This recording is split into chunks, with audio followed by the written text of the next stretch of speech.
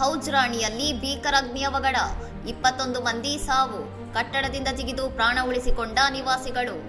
ದಕ್ಷಿಣ ದೆಹಲಿಯ ಹೌಜ್ರಾಣಿಯಲ್ಲಿರುವ ಮಿಕಾಸಾ ಹೋಮ್ಸ್ ಬಹುಮಹಡಿ ಕಟ್ಟಡದಲ್ಲಿ ಇಂದು ಬೆಳಿಗ್ಗೆ ಸಂಭವಿಸಿದ ಭೀಕರ ಅಗ್ನಿ ಅವಘಡದಲ್ಲಿ ಕನಿಷ್ಠ 21 ಜನರು ಸಾವನ್ನಪ್ಪಿದ್ದಾರೆ.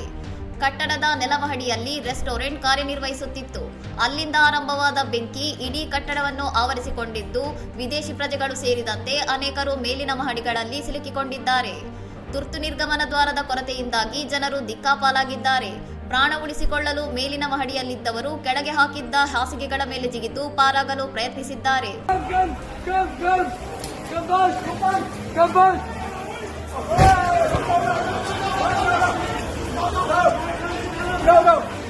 ಈ ವೇಳೆ ಕೆಲವರಿಗೆ ಗಂಭೀರ ಗಾಯಗಳಾಗಿವೆ. ಸ್ಥಳೀಯ ನಿವಾಸಿಗಳು ಸಮಯ ಪ್ರಜ್ಞೆ ಮೆರೆದು ರಸ್ತೆಯ ಮೇಲೆ ಹಾಸಿಗೆಗಳನ್ನು ಹಾಕಿ ಜಿಗಿಯುತ್ತಿದ್ದ ಜನರಿಗೆ ಸಹಾಯ ಮಾಡಿದ್ದಾರೆ. ಈ ದೃಶ್ಯವೊಂದು ಸಾಮಾಜಿಕ ಜಾಲತಾಣಗಳಲ್ಲಿ ಭಾರೀ ಆಘಾತ ಮೂಡಿಸಿದೆ.